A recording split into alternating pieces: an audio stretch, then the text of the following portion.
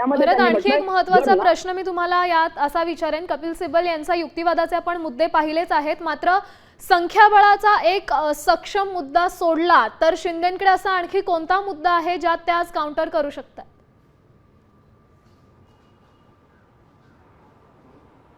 खरं तर एकनाथ शिंदे यांच्याकडे एक महत्त्वाचा मुद्दा जर कुठला असेल तर तो म्हणजे निवडणूक आयोगाने त्यांना दिलेली मान्यता, आणि दुसरा मुद्दा असेल तो म्हणजे विधानसभा अध्यक्षांनी आमदार अपात्रतेसंदर्भात जो निर्णय दिला विधिमंडळ पक्ष म्हणून, तो पक्षाचा तो मुद्दा. असे दोन महत्त्वाचे मुद्दे आहेत ते एकनाथ शिंदे यांच्याकडे असतील, आणि त्यामुळेच एकनाथ शिंदे यांच्या बाजूने सध्या पारडं झुकल्याचं पाहायला मिळत होतं. आतापर्यंत एकनाथ शिंदे या दोन मुद्द्यावरती लोकांमध्ये गेलेले होते. आता एकनाथ शिंदे यांच्याकडून असा युक्तिवाद केला जाऊ शकतो की 2024ची निवडणूक झाली होती, त्यांनी जे 90 उमेदवार उभे केले होते त्यापैकी 57 उमेदवार निवडून आणता आले. त्यामुळे लोकांचा जो प्रतिसाद आहे, लोकांचा पाठिंबा आहे, हो हा आम्हालाच मिळाल्याचा युक्तिवाद हा एकनाथ शिंदे यांच्या शिवसेनेकडून केला जाऊ शकतो. कारण की पक्षामध्ये फूट पडल्यानंतर विधानसभा निवडणूक झालेली आहे, लोकसभा निवडणूक झालेली आहे. या दोन निवडणुकीनंतर हा युक्तिवाद आहे हा महत्त्वाचा ठरताना पाहायला मिळेल. कारण की या दोन्ही निवडणुकीनंतर खरं तर लोकसभेमध्ये जर आपण पाहिलं तर 14 पैकी 7 उमेदवार हे एकनाथ शिंदेंच्या शिवसेनेचे निवडून आल्याचं पाहायला मिळत होतं. दुसरा महत्त्वाचा मुद्दा, एकनाथ शिंदेंनी धनुष्यबाणावरती 90 उमेदवार विधानसभेसाठी उभे केले होते, त्यापैकी 57 उमेदवार विजयी करण्यामध्येही त्यांना मोठं यश मिळाल्याचं पाहायला मिळालं. त्यामुळे एकनाथ शिंदेंचा जो आत्मविश्वास आहे तो या बाबतीत त्यांच्या या जमेच्या बाजू एकनाथ शिंदे यांच्या बाजूने असतील. कारण की खरं तर राजकीय पक्ष आणि विधिमंडळ पक्ष या सगळ्या संदर्भात चर्चा जरी सुरू असली त्यामध्ये एकनाथ शिंदे यांच्या बाजूने 2024च्या आधी विधिमंडळ पक्षाची ताकद जरी असली, लोकसभेमध्ये सुद्धा एकनाथ शिंदेंच्या बाजूने खासदारांचं संख्याबळ असलं, अशा सगळ्या बाजू एकनाथ शिंदे यांच्या बाजूने जमेच्या होत्या. मात्र आता जर पाहिलं तर एकनाथ शिंदे पुन्हा एकदा लोकसभा आणि विधानसभा या दोन निवडणुकांचा उल्लेख करतील. त्यामध्ये त्यांच्याकडून युक्तिवाद या दोन्ही निवडणुकांचा केला जाईल, आणि या दोन्ही निवडणुकांच्या माध्यमातून लोकांचं पाठबळ, लोकांच्या मनातील खरी शिवसेना आम्हीच कसे आहोत या सगळ्या संदर्भात एकनाथ शिंदे यांच्या शिवसेनेकडून जो युक्तिवाद आहे तो केला जाण्याची शक्यता आहे. भरत, आणखी एक महत्त्वाचा प्रश्न असा की 2018ला जी शिवसेनेची घटना आम्ही निवडणूक आयोगाकडे दिली होती त्या कागदपत्रांबद्दल पण वाद आहे, विरोधाभास आहे दोन्ही स्टेटमेंट्समध्ये. निवडणूक आयोग असं म्हणतं आमच्याकडे कागदपत्र आलेली नाही, कपिल सिब्बल इकडे सांगतायत की आम्ही ती कागदपत्र दिली होती, निवडणूक आयोग कागदपत्र तपासत नाही. आता हे कोर्टात कसं सिद्ध करणार आहे?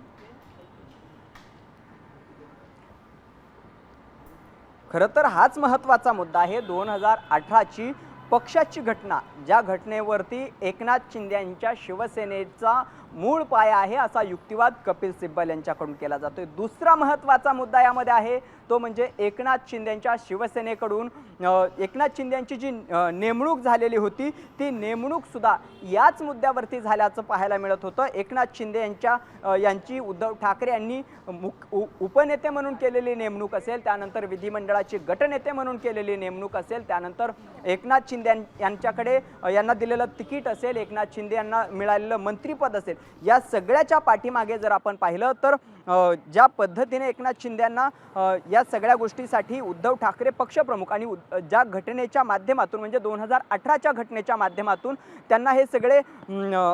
त्यांनी हे सगळे लाभ मिळाल्याचं पाहायला मिळत होतं. आणि तोच युक्तिवाद आहे तो आता कपिल सिब्बल यांच्याकडून केला जातोय. 2018ची जी घटना आहे हा मुद्दा कपिल सिब्बल यांच्याकडून उपस्थित केला जातोय. खरं तर श्यामल, आपण या ठिकाणी एक महत्त्वाचा मुद्दा लक्षात घेतला पाहिजे, तो म्हणजे कपिल सिब्बल यांनी युक्तिवाद करताना असं म्हटलंय की काल मी लोकप्रतिनिधी कायद्याचं कलम 29 संदर्भात उपकलम जे 9 आहे त्या संदर्भात माहिती देत होतो. त्यामध्ये नाव, मुख्य कार्यालय, पदाधिकारी, पत्ता यामध्ये बदल झाला तर तो निवडणूक आयोगाला कळवावा लागतो. आता आम्ही निवडणूक आयोगाला काय कळवलं होतं ते पहा.